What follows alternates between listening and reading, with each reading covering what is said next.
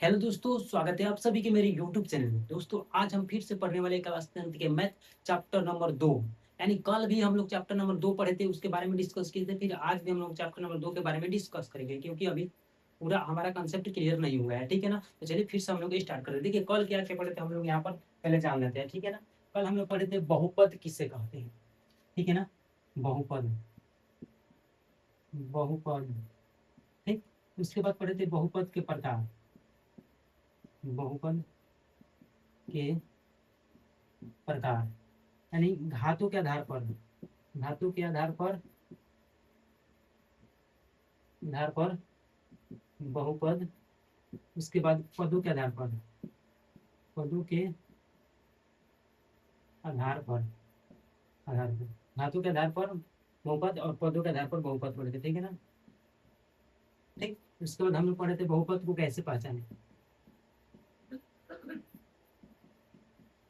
कैसे पहचाने। ठीक है ना? उसके बाद बहुपद का व्यापक रूप पढ़े थे, बहुपद का व्यापक रूप। ठीक है ना? इतना हम लोग पढ़े थे। बहुपद किसे कहते हैं, ठीक है ना? बहुपद के प्रकार पढ़े थे। उसके बाद धातु के आधार पर बहुपद पढ़े थे, कितने प्रकार का होता है। पदों के आधार पर बहुपद कितने प्रकार के होता है पढ़े थे। बहुपद को कैसे पहचाने ये भी पढ़े थे। ठीक है ना? उसके बाद पढ़े थे बहुपद का व्यापक रूप। ठीक है ना? यानी इतना कुछ हम लोग कल पढ़े थे। ठीक है ना? इतना कुछ हम लोग कल पढ़े थे। ठीक है ना? चलिए,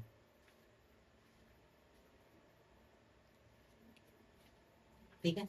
आज हम लोग पढ़ेंगे इसके बाद। ठीक है ना? इसके बाद हम लोगों को पढ़ना है शून्य घाती बहुपद किससे कहते हैं। ठीक है ना? लिखिए, एक नंबर यहाँ पर, एक नंबर डाल के लिखिए शून्य घाती, शून्य घातीय बहुपद किससे कहते हैं। ठीक है ना? शून्य घातीय बहुपद किससे कहते हैं। देखो यहाँ पर, जिस बहुपद का, जिस बहुपद का लिखेंगे यहाँ पर, उत्तर में लिखेंगे। ठीक है ना? आंसर। ठीक है ना? जिस बहुपद का चौरों का, चौरों का घात, चौरों का घात क्या है। जिस बहुपद का चौरों का घात क्या होना चाहिए होगा, शून्य हो। जिस बहुपद का चौरों का घात शून्य हो, शून्य हो, उसे शून्य घातीय बहुपद कहते हैं। शून्य घातीय बहुपद कहते हैं। ठीक है ना? जिस बहुपद का चौरों का घात शून्य हो, उसे क्या कहते हैं, शून्य घातीय बहुपद कहते हैं। ठीक है ना? जैसे में लिखेंगे बाबू, जैसे में, जैसे में हो जाएगा हमारा एक हो जाएगा। ठीक है ना? दो हो जाएगा, तीन हो जाएगा, पांच हो जाएगा। ये सब यानी समझिए गिनती वाला संख्या क्या है, वो शून्य घातीय बहुपद है। ठीक है ना? गिनती वाला संख्या जो है वो क्या है, शून्य घातीय बहुपद है। ठीक है ना? चलिए, अब हम लोग जानेंगे यहाँ पर कि कुछ नोट में पॉइंट लिखेंगे। ठीक है ना? इसको हम लोग रफ कर लेते हैं। ठीक है ना? इसको हम लोग अब रफ कर लेते हैं। ठीक है?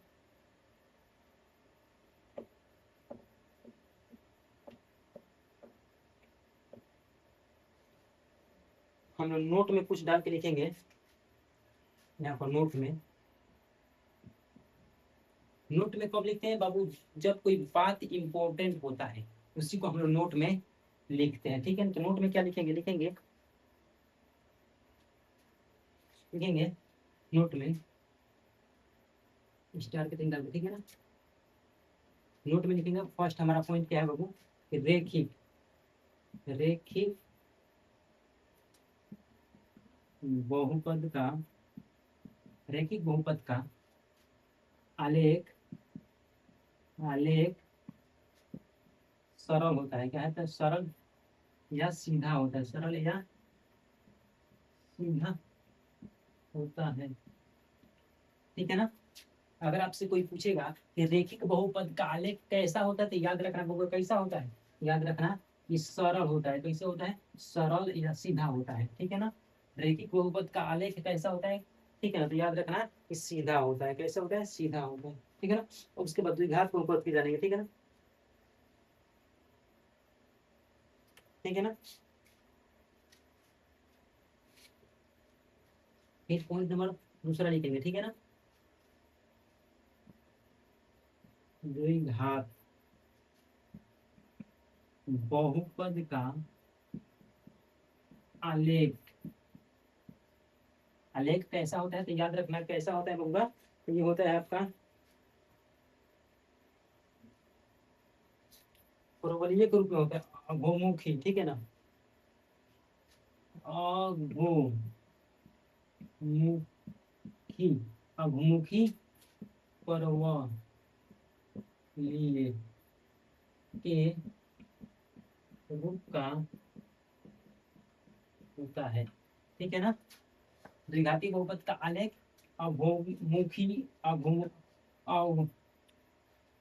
अघोमुखी परवलयिक के रूप में होता है, ठीक है ना, याद रखना, ठीक है ना। चलिए हम उसके बाद तृतीय देख लेते हैं। तृतीय तो नहीं है, ठीक है ना, याद रखना। फिर पॉइंट नंबर 3 की तरफ चलते हैं। रेखिक बहुपद का, रैखिक बहुपद का एक हल होता है, याद रखना कि रैखिक बहुपद का कितना हल होता है बउआ, तो एक हल होता है। रैखिक बहुपद का एक हल होता है। रैखिक बहुपद का एक हल होता है, याद रखना कितना हल होता है। अगर आपसे कोई पूछेगा कि रैखिक बहुपद का कितना हल होता है, तो एक हल होता है, ठीक है ना। कितना हल होता है, एक हल होता है, एक हल होता है, ठीक है ना। रैखिक बहुपद का एक हल होता है, केवल अल्फा का होता है, अल्फा, अल्फा होता है, ठीक है ना, याद रखना। चलिए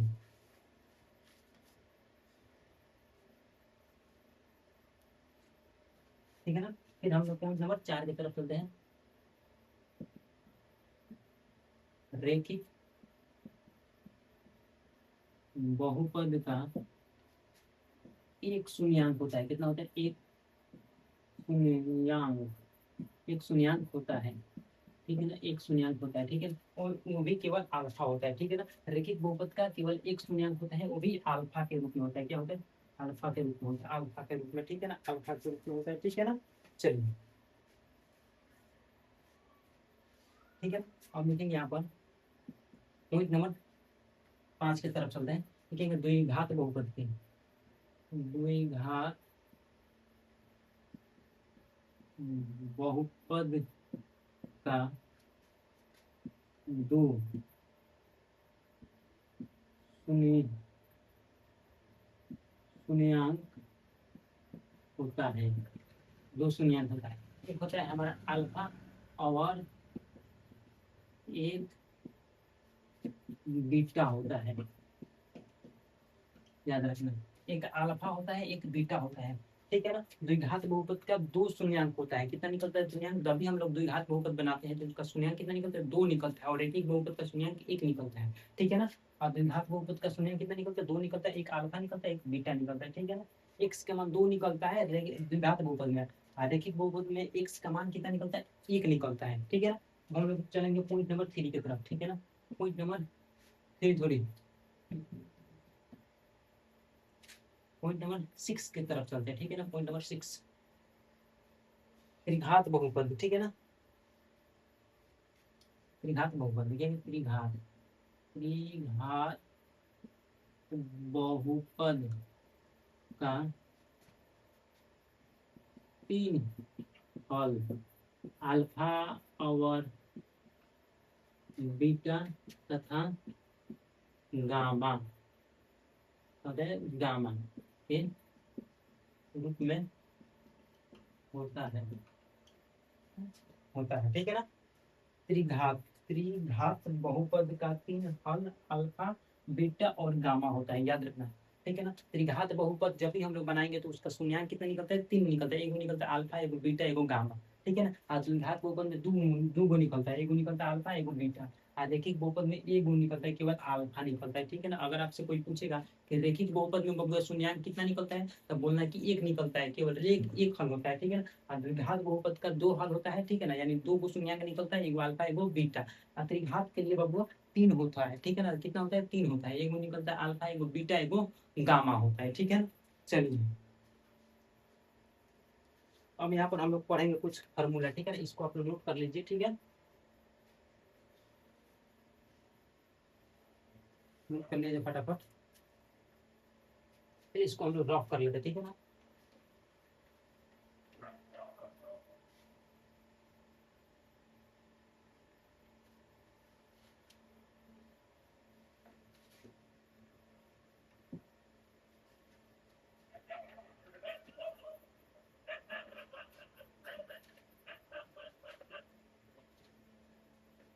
चलिए अब हम लोग पढ़ेंगे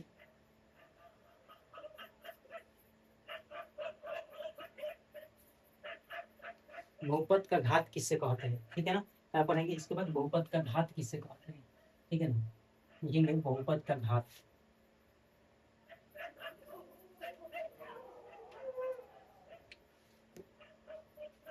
बहुपद का घात,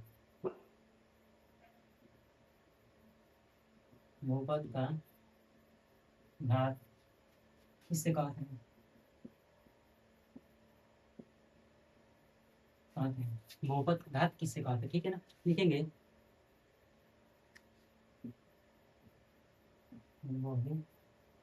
उत्तर में लिखेंगे बोलूंगा बहुपद का घात किससे कहते हैं, तो बहुपद में बहुपद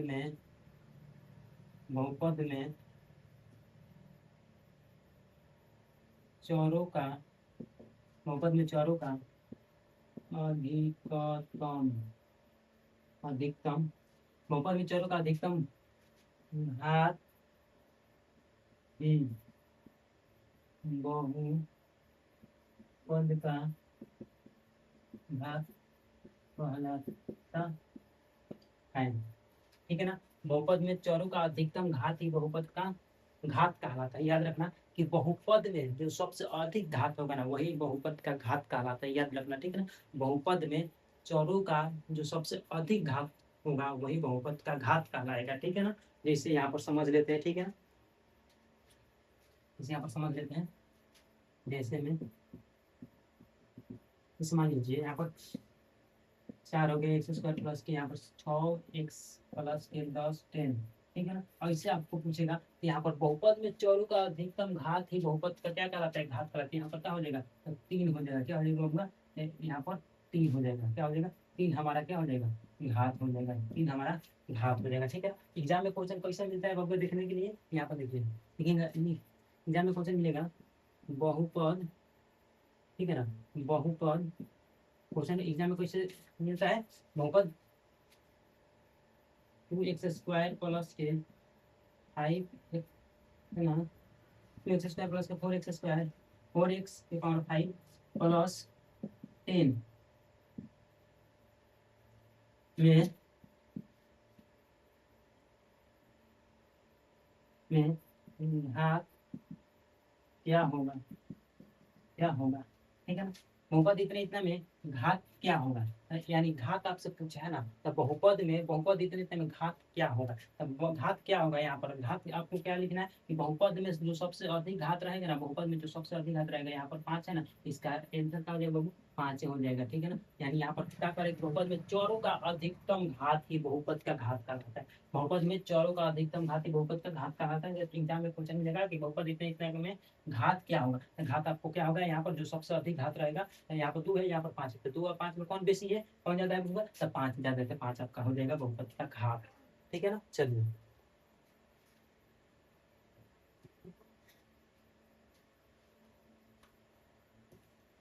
अब यहाँ पर हम लोग कुछ पॉइंट डाल कर और लिख लेते हैं, ठीक है ना, पॉइंट डाल के लिख लेते हैं नोट में, ठीक, नोट में क्या लिखेंगे, त्रिघात बहुपद का अधिकतम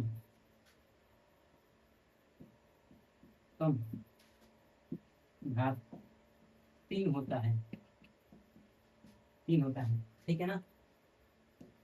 पॉइंट नंबर 2 की तरफ चलते हैं, द्विघात बहुपद का अधिकतम, अधिकतम घात 2 होता है, ठीक। यहाँ पर क्या लिखेंगे, रेखिक रैखिक बहुपद का अधिकतम घात एक होता है। क्या होता है? वो एक होता है, ठीक है ना। यानी समझिए कि त्रिघात बहुपद का अधिकतम घात कितना होता है? 3 होता है, ठीक है ना। और द्विघात बहुपद है, ठीक है ना, द्विघात बहुपद का अधिकतम घात 2 होता है, ठीक है ना। और रैखिक बहुपद का अधिकतम घात कितना होता है? हुआ तो 1 होता है, ठीक है ना। अगर आपसे कोई पूछेगा कि रैखिक बहुपद का अधिकतम मान कितना होता है, अधिकतम घात का मान कितना होता है? 1 होता है, ठीक है ना। और द्विघात बहुपद का अधिकतम घात कितना होता है? तो 2 होता है। और त्रिघात बहुपद का अधिकतम घात कितना होता है? तो 3 होता है, ठीक है ना। चलिए, अब यहाँ पर हम जानेंगे कि चौर किसे कहते हैं। यहाँ पर हम लोग लिख देते हैं, चौर जान लेते हैं। चौर यहाँ पर नोट करिए, चौर किसे कहते हैं। चौर लिखेंगे जिसका का मान है, जिस ABCD के अक्षर को चौर कहते हैं, याद रखना, ठीक है। कहते हैं या जिस राशि का मान बदलता रहता है उसे चौर कहते हैं, ठीक है ना। ठीक है ना। ABCD के अक्षर को चौर कहते हैं, या जिस राशि का मान बदलता रहता है उसे क्या कहते हैं? चौर कहते हैं। याद हो जाएगा ना।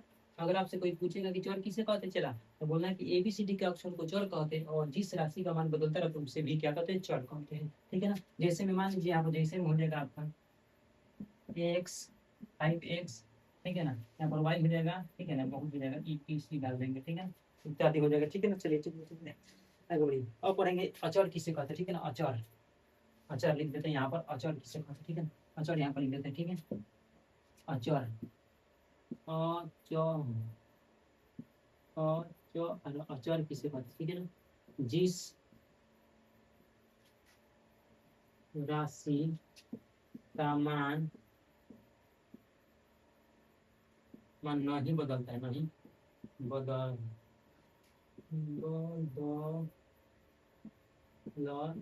नहीं बदलता है उसे उसे अचर कहते हैं। क्या कहते हैं? अचर कहते हैं, ठीक है ना। जिस राशि का मान नहीं बदलता है उससे अचर कहते हैं। याद हो जाएगा ना। अगर आपसे कोई पूछेगा कि वो अचर किसे कहते हैं, तो क्या कह बोलोगे? कहिए लोगे कि जिस राशि का मान नहीं बदलता है उससे क्या कहते हैं? अचर कहते हैं। क्या कहते हैं? अचर कहते हैं, ठीक है ना। इस राशि का मान नहीं से क्या कहते हैं? अचर कहते हैं, ठीक है ना। यहाँ लिखेंगे, यहाँ गिनती गिनती की संख्याओं को अचर कहते हैं, ठीक है ना। या गिनती की संख्याओं को क्या कहते हैं? अचर कहते हैं। या जिस राशि का मान नहीं बदलता है उससे क्या कहते हैं? अचर कहते हैं। तो आपको जो डिफिनेशन याद होगा उसी को याद कर लेना है, ठीक है ना। सबसे आसान है कि इसमें क्या है, गिनती की संख्याओं को अचर कहते हैं, या गिनती की संख्याओं को प्राकृतिक संख्या कहते हैं, ठीक है ना। ठीक है ना। जिस राशि का मान नहीं बदलता है, यानी समझिए कि जिस राशि का मान नहीं बदलता है उसे क्या कहते हैं? अचर कहते हैं। बस इसको नोट कर लीजिए, ठीक है ना। चलिए,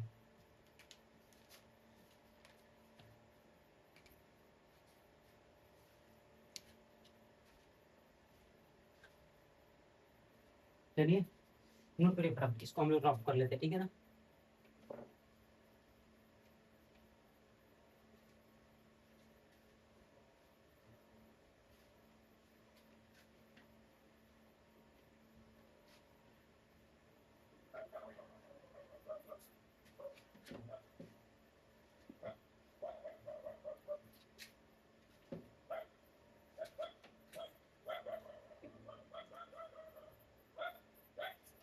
अब लिखेंगे बीजीय व्यंजक किसे कहते हैं, ठीक है ना। फिर लिखेंगे, फिर नंबर डाल के लिख लेंगे, एक नंबर बीजीय, बीजीय व्यंजक, बीजीय व्यंजक किसे कहते हैं, ठीक है ना। चौर और अचौर के गुणनफल को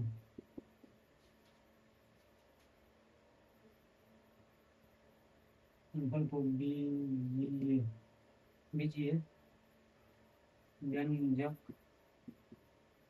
कहते हैं, ठीक है ना, कहते हैं, ठीक है। बीजीय व्यंजक किससे कहते हैं बुआ? चर और अचर के गुणनफल को बीजीय व्यंजक कहते हैं, याद हो जाएगा ना। बीजीय व्यंजक किसे कहते हैं? चर और अचर के गुणनफल को बीजीय व्यंजक कहते हैं, ठीक है ना। जैसे में मान लीजिए यहाँ पर क्या है, 5x है, ठीक है ना, 5x, जैसे मान लीजिए 5x, ठीक है ना। अब क्या करें, चर है और अचर, तो ये क्या हमारा हो जाएगा, अचर हो जाएगा, क्या हो जाएगा, अचर, ये क्या हो जाएगा हमारा, चर हो जाएगा। अब दोनों के बीच में गुना है कि नहीं, तो चर और अचर के गुणनफल, गुणनफल का मतलब होता है गुना, तो चर और अचर, यहाँ पर चर है, यहाँ पर अचर है, तो चर और अचर के गुणनफल, यहाँ पर बीच में गुणनफल है, उसे क्या कहते हैं, बीजीय व्यंजक कहते हैं। ये हमारा क्या हो जाएगा, बीजीय व्यंजक हो जाएगा, यही हमारा हो जाएगा बीजीय व्यंजक, बीजीय व्यंजक, समझ में आ रहा है ना, बीजीय व्यंजक, ठीक है। अब यहाँ पर हम चलेंगे, थोड़ा सा और चर्चा कर लेंगे, ठीक है। यहाँ पर जान लेंगे यहाँ पर जानेंगे घात, यहाँ पर देखिए मान लीजिए यहाँ पर 4x² हो जाएगा, ठीक है ना। इसको हम लोग क्या बोलेंगे, बीजीय व्यंजक, क्या बोलेंगे, बीजीय व्यंजक, बीजीय व्यंजक, आपका बीजीय व्यंजक, ठीक है ना। और ऊपर वाला जो है ना, उसको हम लोग क्या बोलेंगे, घात बोलेंगे, क्या बोलेंगे, घात, घात को इंग्लिश में पावर बोलते हैं, पावर, ठीक है ना। ऊपर वाले को हम लोग क्या बोलना है, घात बोलना है, यानी इंग्लिश में इसको पावर बोलते हैं। इस दोनों को मिलाकर 4x को, और तो क्या बोलेगा, बीजीय व्यंजक हो जाएगा, 4 और x मिला देंगे तो बीजीय व्यंजक हो जाएगा, ठीक है ना। चलिए यहाँ पर देखिए, ठीक है, बीजीय व्यंजक है। अब देखिए कि बीजीय व्यंजक कौन नहीं है, ठीक है ना। अगर भिन्न के रूप में दिखाई देगा तो बीजीय व्यंजक नहीं। जैसे मान लीजिए यहाँ पर पूछेगा 4x, ये बीजीय व्यंजक है कि नहीं, तो याद रखना है ये नहीं है, यह बीजीय बीजीय व्यंजक नहीं है, ठीक है, नहीं है, ठीक है ना। चलिए हम लोग यहाँ तक जान रहे हैं। अब हम लोग जानेंगे गुणनफल, क्या जानेंगे, बोलो गुणनफल, बहुपद का गुणनफल, ठीक है ना। बहुपद का गुणनफल जानेंगे, ठीक है ना, बहुपद का गुणनफल, बहुपद का गुणनफल जानेंगे, ठीक है ना, बहुपद का गुणनफल।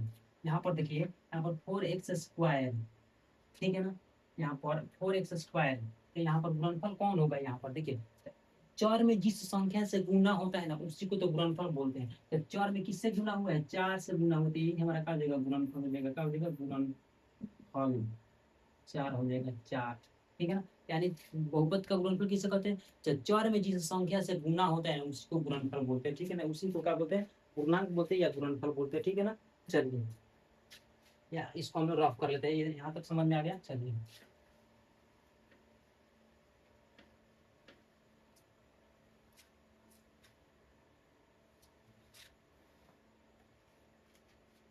लिखेंगे बहुपद के गुणनफल, बहुपद का गुणनांक, बहुपद का गुणनांक, ठीक है ना। बहुपद का गुणनांक किसे कहते हैं, तो लिखेंगे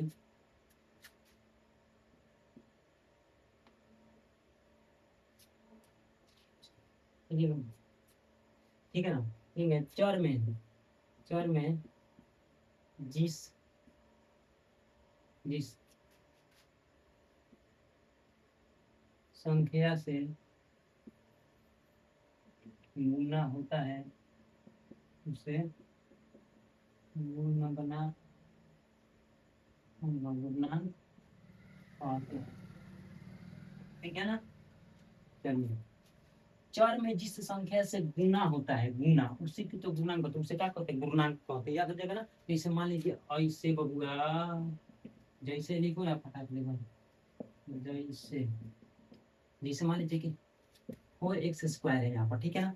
यहाँ पर देखिए चर इसको बोलते हैं ना, इसको क्या बोलते हैं, चर बोलते हैं, इसको क्या बोलते हैं, घात बोलते हैं, ठीक। यहाँ पर क्या है, गुना है ना बीच में, चौर में किससे गुना हुआ है, तो 4 से गुना हुआ, तो ये हमारा क्या हो जाएगा, ये हो जाएगा हमारा गुणांक, क्या हो जाएगा, गुणांक हो जाएगा, ये हमारा गुणांक हो जाएगा, ठीक है ना। ये हमारा क्या हो जाएगा, बहुत पूर्णांक हो जाएगा। अब आपको एग्जाम में क्वेश्चन कैसे मिलता है, देखिए एग्जाम में क्वेश्चन कैसे मिलेगा, एग्जाम में क्वेश्चन यहाँ पर हम लोग लिख के समझा देते हैं आपको। बहुपद बहुपद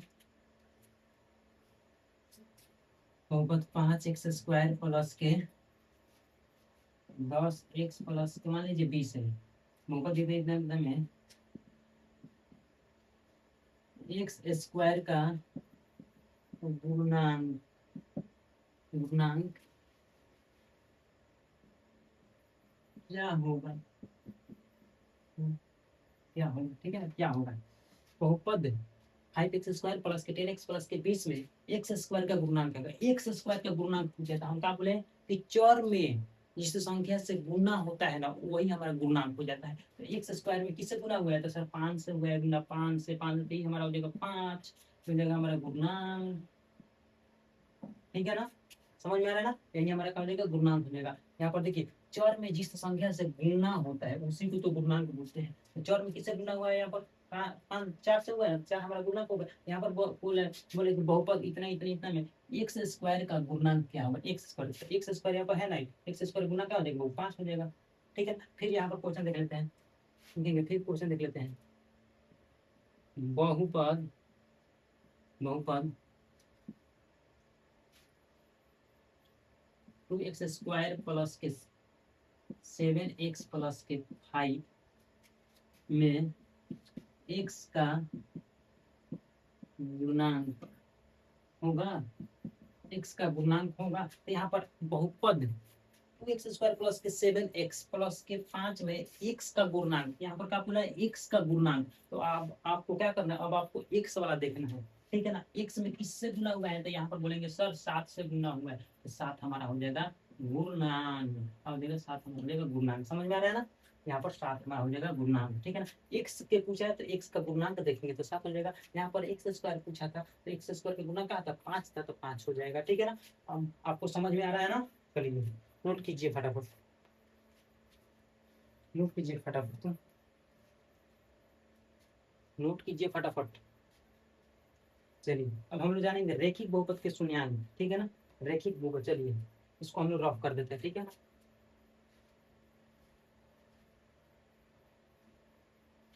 चलिए अब हम जानेंगे रैखिक बहुपद के शून्यांक, ठीक है ना। यहाँ पर हम लोग लिखेंगे रैखिक बहुपद,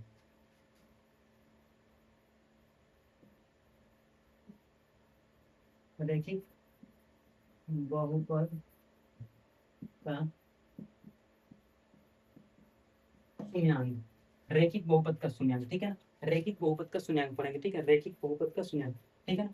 अब हम इसके बाद क्या पढ़ेंगे बाबू, रैखिक बहुपद के शून्यांक, ठीक है ना। रैखिक बहुपद का शून्यांक, रैखिक बहुपद कैसे होता है, जो एक पद में होता है, यानी जिसका एक शून्याङ्क निकलता है उसी को तो रैखिक बहुपद बोलते हैं, ठीक है ना। जिसका एक शून्याङ्क, रैखिक बहुपद को हम कैसे, रैखिक बहुपद कैसे पहचानेंगे, रैखिक बहुपद x+2 हो जाएगा, ये हमारा रैखिक बहुपद है, क्या है, रैखिक बहुपद है, ठीक है ना। x+2 ये हमारा रैखिक बहुपद है, ठीक है ना। अब मान लीजिए यहाँ पर x² प्लस के हमारा हो जाएगा 9, ये भी क्या है, रैखिक बहुपद है, क्या है, रैखिक बहुपद है, ठीक है ना, रैखिक बहुपद है, ठीक। सॉरी इसको रैखिक बहुपद नहीं है, रैखिक बहुपद ये भी क्या है, हमारा रैखिक बहुपद है, घात वाला नहीं है, ठीक है ना। ये रैखिक बहुपद, ये भी रैखिक बहुपद है, ठीक। तो रैखिक बहुपद का शून्याङ्क अगर आपसे बोलेगा निकालने के लिए, ठीक है, तो कैसे निकालेंगे, यहाँ पर लिखेंगे शून्याङ्क बोला है तो x+2 बराबर के 0 करेंगे, ठीक है ना, क्योंकि शून्याङ्क बोला है x बराबर 0, यहाँ पर प्लस में तो उधर जाएगा तो माइनस में, हमारा x बराबर क्या हो जाएगा, -2 हमारा एक शून्याङ्क निकलता है, रैखिक बहुपद के एक शून्याङ्क निकलता है। अब इसको कैसे निकालेंगे, तो लिखेंगे y बराबर के, ठीक है, लेकिन y प्लस के 9 बराबर के 0, तो y बराबर 0, यहाँ पर प्लस में है तो उधर जाएगा तब बबू 9, माइनस में हो जाएगा 9, तो y बराबर हमारा -9 हो जाएगा, ठीक है ना। समझ में आ रहा है ना, रैखिक बहुपद समझ में आ रहा है, रैखिक बहुपद का शून्याङ्क एक निकलता है, कितना निकलता है, एक निकलता है, ठीक है। फिर अगला क्वेश्चन देख लेते हैं बाबू, रैखिक 2x प्लस के 10 हो जाएगा, इसका शून्याङ्क कैसे निकालेंगे, रैखिक बहुपद है, ठीक है ना। जिसका घात नहीं होता है उसी को तो रैखिक बहुपद बोलते हैं, जिसका घात होता है उसको द्विघात त्रिघात चतुर्घात बोलते हैं, ठीक है ना। इसका घात नहीं है तो इसको कैसे निकालेंगे, यहाँ पर लिखेंगे 2x प्लस के 10 बराबर के 0, क्योंकि शून्याङ्क बोला है तो 0 लिखेंगे, ठीक। यहाँ पर 2x बराबर के लिखेंगे, यहाँ पर 0, यहाँ पर प्लस में है तो उधर जाएगा बबुआ तो माइनस में हो जाएगा 10, ठीक है। तो 2x बराबर के 10 माइनस के कितना हो जाएगा 10, ठीक है। यहाँ पर गुना में है ना, यहाँ पर गुना में तो भाग में चले जाएगा, तो x बराबर -10/2 तो भाग देंगे तब अब हमारा देखो 5 माइनस एक्स का मान कितना निकला सर, तो 5 निकला। यानी एक्स का मान कितना निकलेगा, तो एक्स के मान -5 निकला। ठीक है ना, समझ में आ रहा है ना। तो रेखिक बहुपद का शून्यंक हम लोग निकालना भी जान गए कि कैसे निकालते हैं रेखिक बहुपद का शून्यंक। अब हम लोग चलेंगे द्विघात बहुपद के शून्यंक पर। ठीक है ना, तो द्विघात बहुपद का शून्यंक हम लोग कल सीखेंगे। ठीक है ना, तब तक के लिए टेक योर बाय।